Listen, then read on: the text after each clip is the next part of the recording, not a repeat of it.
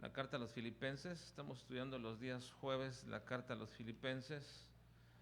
Y recuerden que la temática de toda la carta de los Filipenses tiene que ver con el gozo cristiano, no cualquier gozo, sino el gozo cristiano, el cual ya hemos definido más adecuadamente y en cada una de las partes que vamos estudiando encontramos una característica más de ese gozo cristiano. Hoy vamos a la parte 11 de nuestro estudio de la carta y vamos a abarcar de los versículos 18 hasta el versículo 1 del capítulo 4. Gozosos en la adversidad, que es el tema general. Y vamos a ver ahora que la misma causa de lloro es también la misma causa de gozo. La misma causa del lloro es también la misma causa del gozo. La Biblia, hermanos, prohíbe, o Dios mismo prohíbe, toda clase de confección de objetos con propósitos para honrarles y para adorarles. Es decir, Dios prohíbe terminantemente la idolatría. En Éxodo capítulo 20, versículo 4 al 5 dice: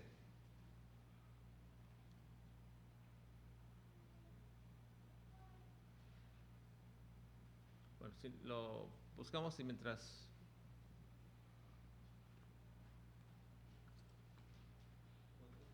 Éxodo 20, 4 y 5 dicen, si lo tienen: no te harás imagen ni ninguna semejanza de lo que esté arriba en el cielo, ni abajo en la tierra, ni en las aguas debajo de la tierra. No te inclinarás a ellas, ni las honrarás, porque yo soy Jehová tu Dios, fuerte, celoso, que visito la maldad de los padres sobre los hijos, hasta la tercera y cuarta generación de los que me aborrecen. No hay ninguna duda, hermanos, que Dios prohíbe la idolatría. Cualquier confección de objetos, cualquier imagen, cualquier pintura, cualquier cosa que le podamos dar honra y adoración es una prohibición terminante de parte de Dios. La idolatría, hermanos, es el culto o la adoración que se le hace a una imagen, ya sea de algo o lo que represente. La palabra idolatría viene de eidolon o ídolo, que es una imagen o figura, y latris, que significa devoto, o también latreum, que es adoración. Así que la idolatría es la adoración, la devoción, la reverencia, la adoración de una imagen o de una figura. Por alguna forma, de alguna manera, el ser humano está siempre inclinado a adorar imágenes. Hay algo en el ser humano que tiene una inclinación natural a adorar imágenes. Los antiguos griegos adoraban imágenes que creían que venían de otro planeta. Miren, en Hechos 19:35 dice en esta narración de Lucas: entonces el escribano, cuando había apaciguado a la multitud, dijo: varones efesios, ¿y quién es el hombre que no sabe que la ciudad de los efesios es guardiana del templo de la gran diosa Diana y de la imagen venida de Júpiter? Había junto a la diosa que ellos se habían puesto de Diana una imagen que suponían había venido de Júpiter y la adoraban. Los cananeos, incluso también los israelitas, hacían con sus manos imágenes y las hacían de madera, de piedra, de hierro, y luego después de esto las adoraban. Y el Señor es muy enfático en condenar esta práctica que tenía su pueblo, e incluso hasta manifiesta la aberración del hombre ironizando esa práctica que tenían estos pueblos. Dios mismo ironiza la práctica de estos hombres. Miren, Isaías capítulo 44, versículos 12 al 15 dice: el herrero toma la tenaza, trabaja en las ascuas, le da forma con los martillos y trabaja en ello con la fuerza de su brazo. Luego tiene hambre y le faltan las fuerzas, no bebe agua y se desmaya. El carpintero tiende la regla, lo señala con almagre, lo labra con los cepillos, le da figura con el compás, lo hace en forma de varón, a semejanza de hombre hermoso, para tenerlo en casa. Corta cedros y toma ciprés y encina, que crecen entre los árboles del bosque, planta pino, que se críe con la lluvia. De él se sirve luego el hombre para quemar, y toma de ellos para calentarse. Enciende también el horno y cuece panes. Hace además un dios y lo adora. Fabrica un ídolo y se arrodilla delante de él. Esta es una expresión muy peculiar de Isaías en la manera que está ironizando este punto. Dice, ¿cómo es posible que un hombre con todas esas capacidades toma esto y después de hacerse uso de él, simplemente de lo que le sobra, se forma un ídolo, lo adora y se arrodilla delante de él?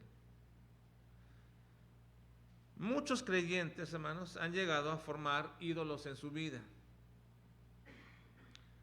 Y aun cuando yo pensaría que ninguno de nosotros se atrevería o llegaría a este punto, pienso que así puede ser. Ninguno se atrevería a arrodillarse delante de una imagen.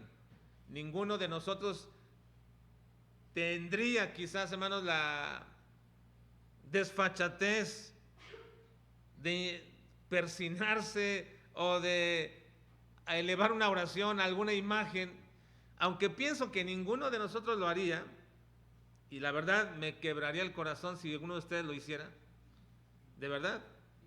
De pronto ver a alguien haciendo esto sería terrible, terrible para nuestras vidas. Bueno, pero aunque pienso que ninguno de nosotros haría esto frente a una imagen de un santo, de una virgen, de cosas como estas, los creyentes sí llegan a formarse ídolos, sí llegan a tener ídolos en su vida, porque todo aquello que toma preeminencia sobre Dios en nuestras vidas es considerado pecado delante de Dios como idolatría. El pecado de idolatría. Y el pecado de idolatría quebranta el primer mandamiento dado por Dios a Moisés.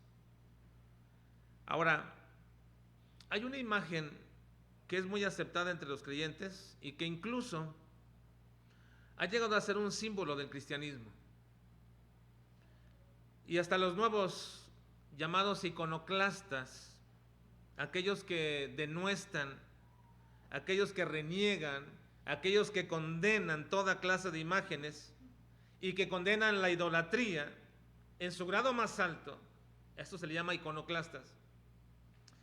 Estos iconoclastas modernos acusarían a Pablo de promover la idolatría. Los iconoclastas modernos podrían acusar a Pablo de promover la idolatría porque Pablo utiliza un símbolo muchas veces y más veces que ningún otro escritor de la Biblia. Pablo utiliza un símbolo y lo menciona tantas veces e incluso pareciera ser que nos está alentando para que tengamos una devoción, un alto honor a este símbolo. Y es aquí donde nuestro pasaje de esta noche, donde Pablo nos dice que este símbolo puede ser ocasión de lloro, pero también causa de gozo. Veamos cuáles. Vean, versículo 18, por favor. Estamos en la carta a los Filipenses, capítulo 3. Vamos a ver versículo 18. ¿Lo tienen? Muy bien, leamos. Dice: por ahí andan muchos, de los cuales os dije muchas veces, y aún ahora lo digo hablando, que son enemigos de la cruz de Cristo. Son enemigos de la cruz de Cristo. Así que una imagen muy aceptada entre creyentes, entre cristianismo, es precisamente la cruz. Pablo habla de la cruz y dice que estas personas son verdaderos enemigos de la cruz de Cristo.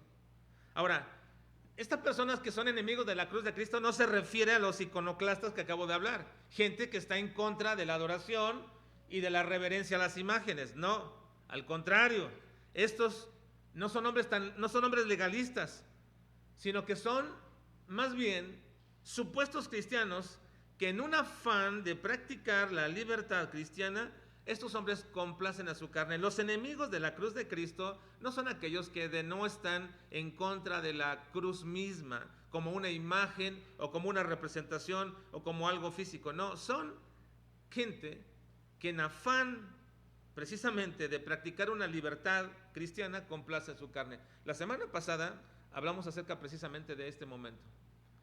La libertad cristiana. ¿Qué es realmente la libertad cristiana y cómo entendemos la libertad cristiana? Bueno, esta gente, en afán de practicar la libertad cristiana, se convierten en enemigos de la cruz de Cristo. ¿Por qué? Porque complacen su propia carne. Vean el versículo 19, dice el apóstol Pablo, versículo 19. El fin de los cuales será su perdición, cuyo Dios es el vientre y cuya gloria es su vergüenza, que solo piensan en lo terrenal. O sea, hablando de estos enemigos de la cruz de Cristo, dice el apóstol Pablo, su fin es perdición y su Dios es el vientre. Y la gloria que ellos tienen es su propia vergüenza, porque solamente piensan en lo terrenal. La semana pasada, cuando hablábamos en el párrafo anterior, observábamos bajo el tema la misma regla que debe medirnos a todos. La misma regla que debe medirnos a todos es la regla de la perfección, la cual establecimos que la perfección no es la impecabilidad ni la inerrancia de un cristiano, sino que es la madurez cristiana. La perfección en la madurez cristiana es el proceso por el cual el creyente, una vez que cree en Jesucristo, comienza desde un niño a ir creciendo cada vez más, tomando la leche espiritual y de ahí creciendo, comiendo cada vez más hasta llegar a lo que es la perfección cristiana. ¿Qué es la perfección cristiana? Madurez, simplemente madurez. Ahora, es lamentable que muchos creyentes, después de 1 año, 2 años, 3 años, 10 años, 15 años, 20 años, 30 años, siguen siendo niños espirituales. Todavía es necesario que se les dé la leche espiritual. ¿Qué leche espiritual? Decirles, es necesario que te congregues. Es una leche espiritual. Un creyente después de 1 año debería saber que debería de congregarse. ¿No? Sí, pero ponemos un montón de excusas. Es que no tengo cómo ir, es que llega familia, es que yo creo que domingo en la mañana está bien, suficiente. Y cosas como estas, ponemos un montón de excusas y aún ni siquiera la leche espiritual para los bebés la pueden digerir, les cae pesado. A un niño espiritual le cae pesado la leche espiritual. ¿Cuánto más, dice el apóstol Pablo, cuando debería ser ya maestros, deberíais ser maestros, aún tenéis necesidad de leche? Pero ni siquiera la leche la pueden digerir. Ahora, el apóstol Pablo dice que la medida que todos debemos tener, esa regla que debe todos medirnos, es la perfección, la madurez, y no nos referimos a impecabilidad, ni a la inerrancia cristiana, sino a la madurez cristiana. Pero en el punto de la madurez cristiana, muchos, pensando que son tan maduros cristianamente, entonces comienzan a observar y a practicar lo que ellos llaman la libertad en Cristo. Hace años, muchos años, ya les he contado quizá en una ocasión, pero hace muchos años, cuando iniciaba mi ministerio, me comencé a juntar con un grupo de pastores que tenían un grupo en el cual hacían ciertas actividades fuera de sus iglesias, donde iban a predicar campañas y cosas como esta, ¿no?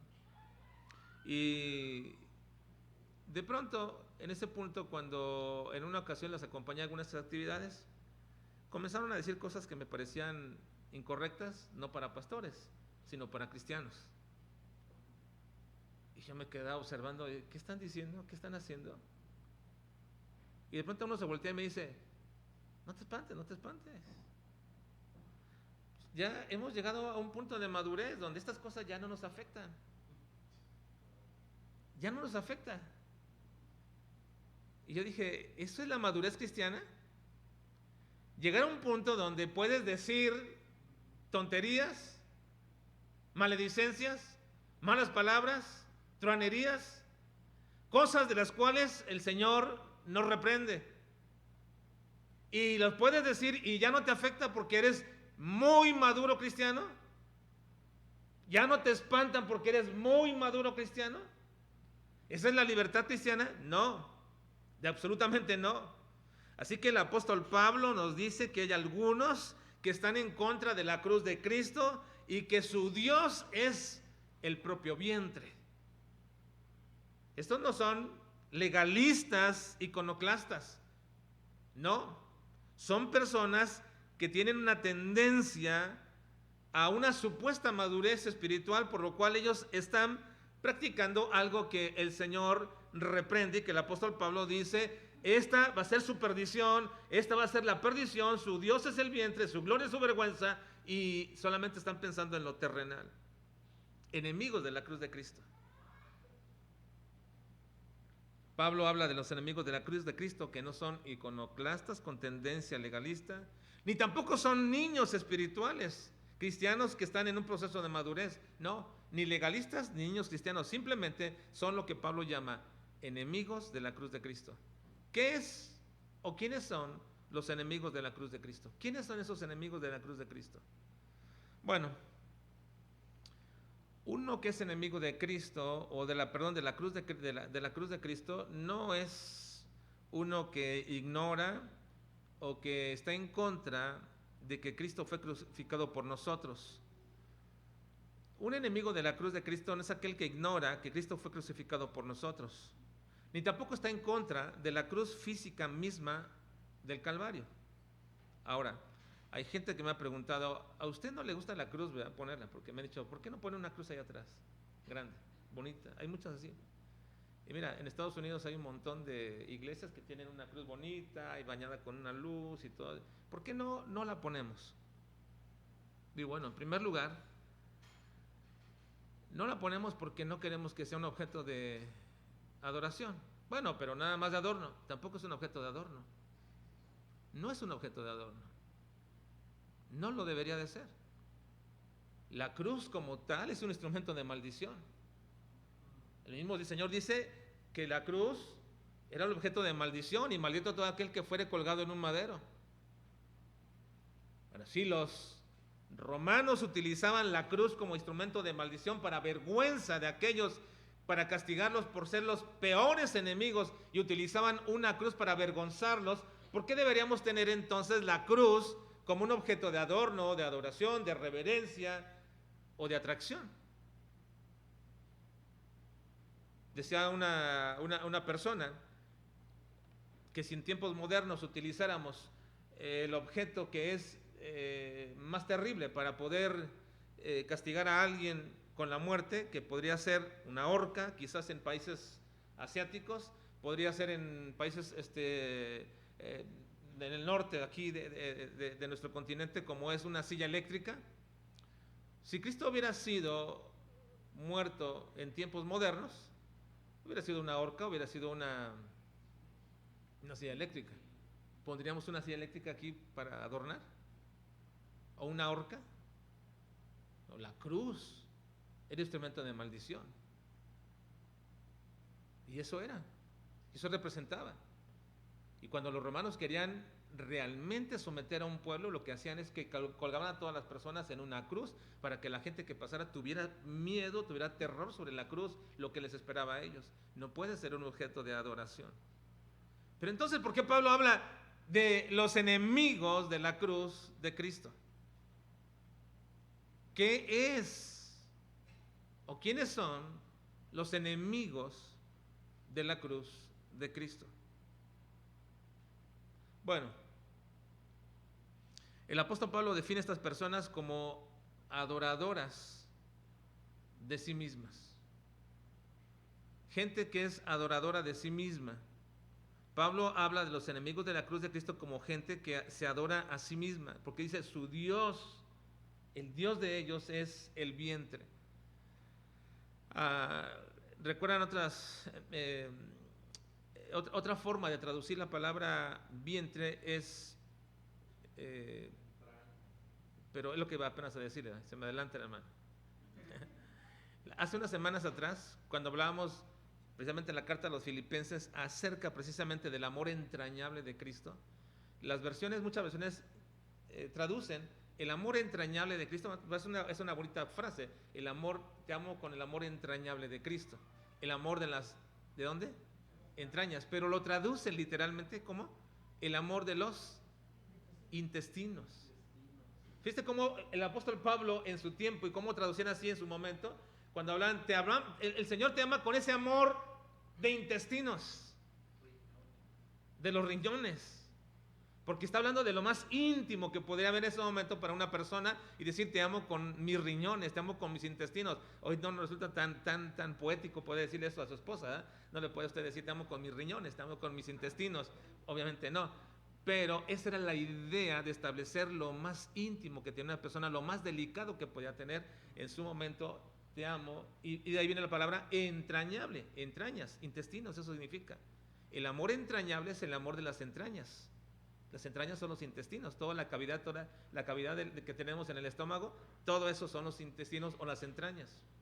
Ahora, es aquí mismo lo que dice el apóstol Pablo, es algo semejante respecto a esto. Cuando hablamos acerca de esto, la traducción literal aquí es que el Dios de ellos es su propio. Aquí dice, ¿aquí qué dice? La traducción. ¿Es qué? Vientre. Pero la traducción quiere decir corazón. Aquí se quiere decir corazón. Cavidad dentro. Se traduce como el corazón. El propio Dios de ellos, los enemigos de la cruz de Cristo, tienen a su propio Dios, su corazón. Todo lo que su corazón quiere, eso lo hacen. Todo lo que su corazón demanda, eso lo hacen. Todo lo que su corazón desea, eso es lo que buscan. La búsqueda de su vida, lo que es más importante para ellos, lo que es más importante en su vida, es lo que su corazón desea, lo que su corazón quiere. Y por tanto, eso toma preeminencia en su vida. Y todo aquello que toma preeminencia en la vida de una persona, es una persona idólatra. Ese es su Dios.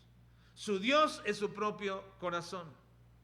La traducción entonces literal de este versículo significa que el Dios de ellos es el Dios de su corazón, su propio corazón. Su propio corazón se vuelve el que demanda, el que pide, y todo lo obedecen continuamente. Así que esto también, enemigos de la cruz de Cristo tienen como Dios su corazón, y todo aquello que su propio corazón demanda es lo que les trae gloria, y la gloria que les trae siempre es vergüenza, porque lo que el corazón demanda de una persona está podrido totalmente, es corrupto. Cristo dijo, del corazón salen malos pensamientos, los homicidios, los hurtos, las hechicerías, las enemistades, las fornicaciones. De ahí sale el corazón. Así que lo que el corazón demanda y lo que el corazón quiere, no importa a quién ofendan, no importa sobre quién sobrepasen, su corazón demanda y lo quieren. Y por eso tenemos hoy una sociedad corrupta que sigue su corazón, porque su Dios es su corazón. Los enemigos de la cruz de Cristo tienen por Dios su corazón. Y esa es su vergüenza. Ahora, no solamente eso dice el apóstol Pablo. Los enemigos de la cruz de Cristo no solamente tienen como Dios su corazón y su vergüenza su propia gloria, sino que también estos tienen y siempre piensan en lo terrenal. En lo terrenal. Ahora, no existe en ellos un indicio, en estas personas no hay ningún indicio de que han nacido de nuevo, de que han cambiado. No hay ningún indicio de que su vida ha sido transformada, que su mirada es otra, que su perspectiva ha elevado. No hay. Su cosmovisión ha cambiado. Y sigue el intérprete o diciendo exactamente su corazón, interpretando todo lo que le acontece, todas sus circunstancias bajo una visión terrenal. Todo lo que ve es terrenal. Lo que le acontece tiene que ver con la tierra. Lo que le sucede tiene que ver con la tierra. Lo que está continuamente en su vida quejándole o deleitándole tiene que ver con lo terrenal. No ha cambiado absolutamente nada. Ha cambiado quizás de banca o de iglesia o de nombre o del día que asista a la iglesia, pero no ha cambiado absolutamente nada, porque todo sigue siendo terrenal. Y lo que es terrenal, finalmente, como el apóstol Santiago refiere a esto, aún la propia sabiduría es terrenal y diabólica. Es decir, las personas que dicen ser creyentes, que pueden cantar un himno, cantar un canto, que pueden hacer una oración en sus alimentos, que incluso pueden aguantar una hora en una predicación, pero que toda su perspectiva es terrenal, no han nacido de nuevo. No han nacido de nuevo. ¿Por qué? En Colosenses 3:1 dice el apóstol Pablo: si pues habéis resucitado con Cristo, buscad las cosas de arriba, donde está Cristo sentado a la diestra de Dios. Los enemigos de la cruz de Cristo son personas cuyo su Dios es su corazón, su gloria es su propia vergüenza. Y todo lo que ellos buscan siempre es terrenal. Terrenal. No buscan las cosas de arriba, donde está Cristo sentado a la diestra de Dios. Pues aun cuando parece que son cristianos, no tienen ningún fruto de evidencia de esto. Estos son los enemigos de la cruz de Cristo. Pero una pregunta, vean lo que dice el apóstol Pablo ahí mismo, versículo 18. Porque por ahí andan muchos de los cuales os dije muchas veces, y aún ahora lo digo, ¿qué? Llorando, que son enemigos de la cruz de Cristo. Pero si este tipo de personas son así, ¿por qué Pablo llora por estas personas? ¿Por qué llora por ellas? ¿Por qué Pablo tiene que llorar, siendo Pablo un firme defensor de la doctrina, siendo Pablo un firme defensor de la veracidad del cristianismo verdadero, siendo Pablo un promotor de la práctica de la vida santa? ¿Por qué tendría que llorar Pablo por esta clase de personas? Bueno, Pablo dice que son enemigos de la cruz de Cristo. La cruz a la que Pablo se refiere no es el objeto físico en el cual Cristo murió, que por cierto, muchos cristianos ostentan como si eso les hiciera más cercanos a Dios. Se lo cuelgan, lo traen por todas partes, se la pintan, se la tatúan, incluso hay quienes se tatúan una cruz pensando que eso les hace más cercanos o más cristianos. No, lo que Pablo aquí se refiere como la cruz de Cristo, hermanos, es el significado de ese objeto físico. Ustedes y yo cantamos un canto, un himno muy antiguo, ¿verdad? Que se llama, ¿cómo se llama? No, por haberse adelantado ese no es, hermano. No, el otro que dice el Monte Calvario. Yo siempre amaré esa cruz, ¿verdad? La cruz del Señor, pero no nos referimos al objeto físico. No puede ser el objeto físico, no lo es. No somos idólatras. No nos referimos a la cruz como objeto físico, pero la cruz que Pablo se refiere es el significado de ese objeto físico. Y significa todo lo que es el misterio de la redención. Así que estos hombres, cuando rechazan la cruz de Cristo, están rechazando todo el proceso de la redención de Cristo, manifestando que no estaban preparados para exponerse a los peligros de la causa de Cristo, porque Cristo dijo que cualquiera que quiera seguirle debe tomar su cruz y seguirle. Y sin embargo, los peores enemigos del Evangelio son precisamente estos los enemigos de la cruz de Cristo. Estos hombres parece que eran cristianos, que les atraía el cristianismo y fingieron ser amigos, y sin embargo eran los peores enemigos del Evangelio. Pablo emplea el término cruz para enfatizar la predicación del Evangelio siempre. En 1 Corintios 1:17 dice el apóstol Pablo en este sentido, dice, pues no me envió Cristo a bautizar, sino a predicar el Evangelio, no con sabiduría de palabras, para que no se haga vana la cruz de Cristo, no se haga vano el mensaje del Evangelio, la cruz de Cristo. Así que cuando Pablo habla de la cruz de Cristo, no se refiere al objeto físico, sino a todo el proceso de la redención y al propio Evangelio por el cual nosotros hemos sido también llevados al conocimiento de Cristo Jesús.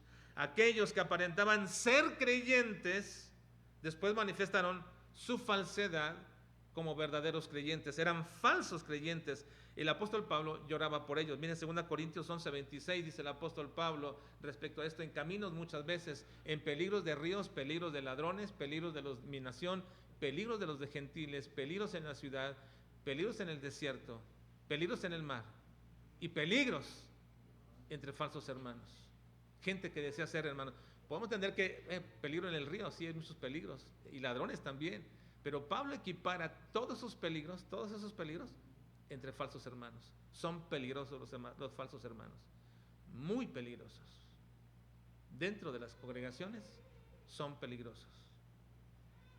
Ahora, esa cruz rechazada, por la cual Pablo lloraba por esos creyentes, dice el apóstol Pablo, que también es una bendición para aquellos que nos hemos acercado y que amamos esa cruz.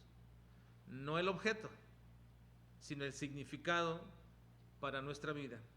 Y Pablo enumera algunos de esos resultados que traen gozo al creyente. Esa cruz que algunos rechazan y son enemigos, Pablo dice, es una bendición para nosotros. ¿Cuáles son? Vean el versículo 30. Algunas bendiciones de esta cruz que algunos se han vuelto enemigos de ella. Versículo 30 dice, perdón, 21. No, perdón, 20, estoy equivocado. Versículo 20. Dice, mas nuestra ciudadanía está en los cielos. Espérenme ahí, dice que Pablo dice que algunos son enemigos de la cruz de Cristo, su Dios es su propio vientre, su gloria es su vergüenza, y su pensamiento solamente lo terrenal, lo más. Hace un cambio, una conjunción adversativa que significa, esto es lo mejor. Si aquellos ven como peor la cruz de Cristo, nosotros lo vemos como mejor. Más, ¿y qué nos trae esa cruz? Una ciudadanía que está en los cielos. Una ciudadanía que está en los cielos. Ya no somos terrenales solamente, hermanos. Ahora, sí somos terrenales. Mucha gente piensa, y aquí hay que tener una correcta matización de este pensamiento, porque muchos dicen, ya no debes pensar en las cosas terrenales, ya no puedes vivir así como en esta tierra. Entonces, ¿qué hacemos? Porque vivimos en esta tierra. Pero ya no somos solamente terrenales, también somos ahora celestiales. Y no perdamos la perspectiva, hermanos. Aún estamos aquí en la tierra, pero no viviremos en esta tierra eternamente. El mensaje de la cruz nos asegura una ciudadanía en los cielos. Y eso es glorioso, hermanos. Tener una ciudadanía en los cielos es algo glorioso. Pero también dice que el mensaje de la cruz nos asegura una esperanza, dice el versículo 20, donde también esperamos al Salvador, al Señor Jesucristo. Y nos asegura una esperanza una vez más, una esperanza de que Cristo venga por nosotros, la promesa cumplida cuando Él se fue, cuando dijo que volvería, de que vendría otra vez. La cruz nos recuerda, hermanos, la esperanza de que Cristo volverá otra vez. Es una promesa que nunca deberíamos de olvidar, ni deberíamos nunca diluir en medio de las aflicciones. Es a veces muy triste, hermanos, saber que muchos cristianos anhelan la venida de Cristo porque ya no toleran ni aguantan esta vida. No debe ser la motivación correcta. A veces he escuchado y he oído a tantos creyentes decir, hermanos, de pronto, yo ya quisiera que Cristo viniera porque ya no aguanto a esta mujer o a este hombre o a estos hijos. Eso no debe ser la motivación por la que tú ames la venida de Cristo. Hay gente que piensa que está sufriendo demasiado en su economía, los problemas familiares, su vida. ¿Por qué no viene Cristo ya? Hermanos, la venida de Cristo no es el escape de una vida de aflicción. La venida de Cristo es la gloriosa bendición de un día poderlo ver cara a cara. Hace unos años, cuando predicaba acerca de esto en una reunión de pastores, me trajo a la memoria recordar aquellas épocas cuando era un niño y cuando mi padre llegaba a la casa, tocaba, ya sabíamos cuál era el toquido de mi papá, ¿verdad?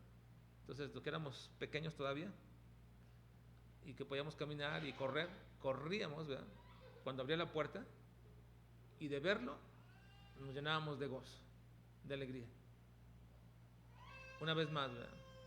Y ese es el glorioso, hermanos, esa es la gloria de la bendición de esperar a Jesucristo, de verlo una vez más o por primera vez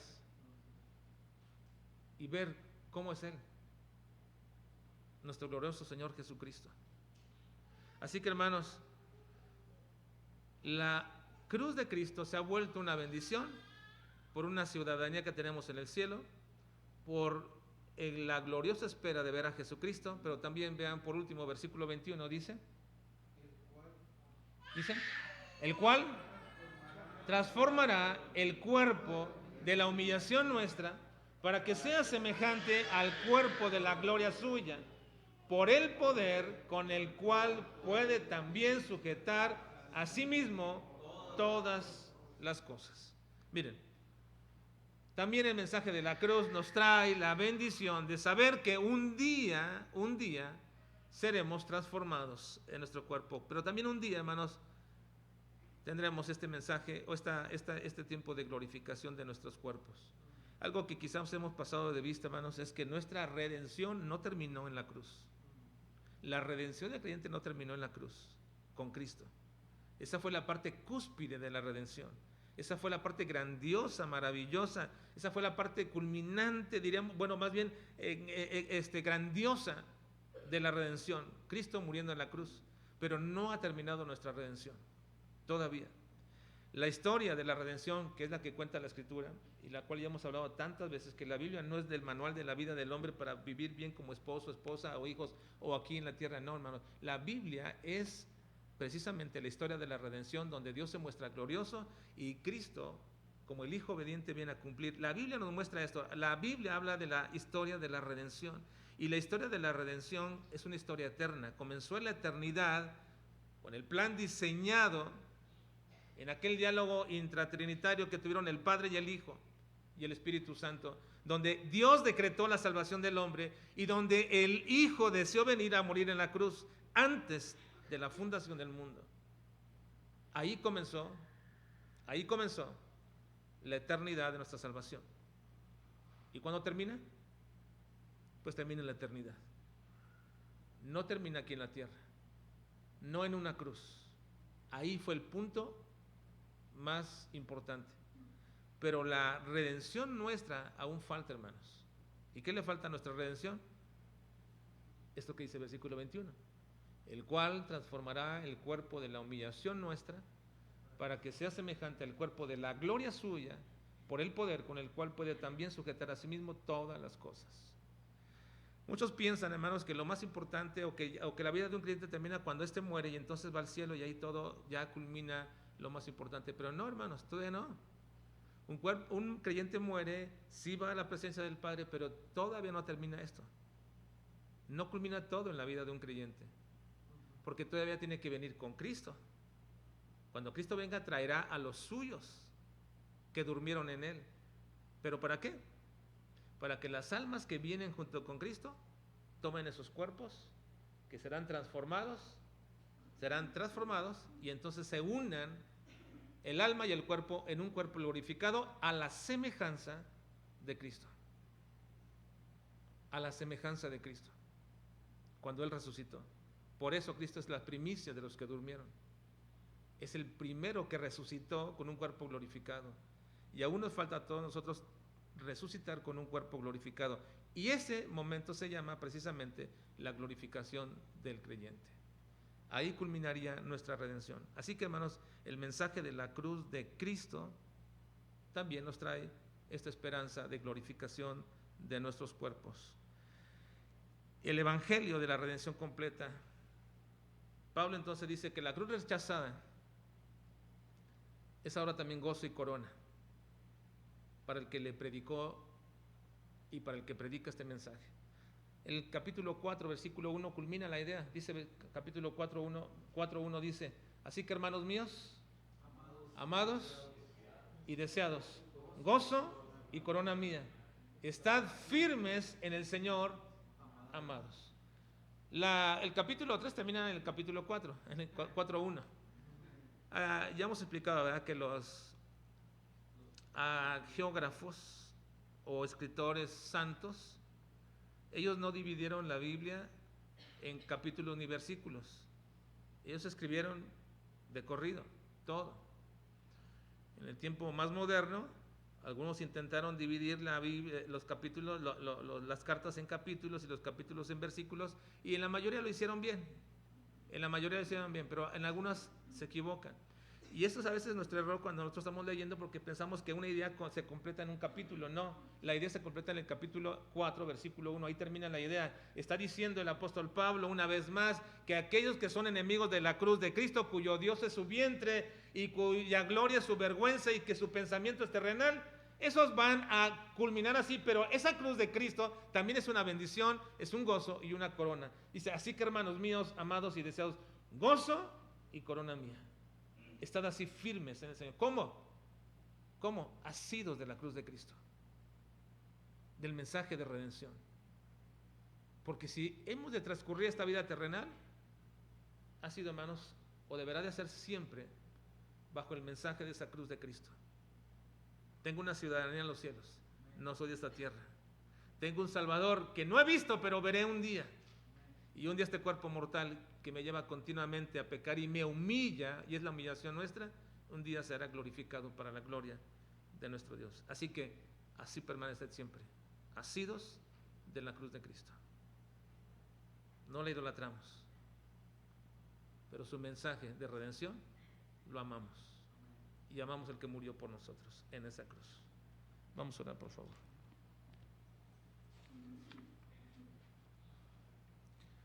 Padre, te agradecemos esta noche que nos permites recordar el mensaje glorioso de la cruz de Cristo. Y cómo también, Señor, debemos cuidarnos de los enemigos de la cruz de Cristo. Ayúdanos, Padre, a mantener ese mensaje glorioso en nuestras vidas. El mensaje de la cruz de Cristo que nos lleva siempre a pensar no en la tierra, sino en el cielo. No en lo que pasamos ahora, sino en lo que pasaremos después. No en el final terrenal, sino en el principio de una vida eterna. Ayúdanos, Padre. En tus manos estamos, te glorificamos, te honramos, te alabamos, Dios, y suplicamos todo esto en Cristo Jesús. Amén.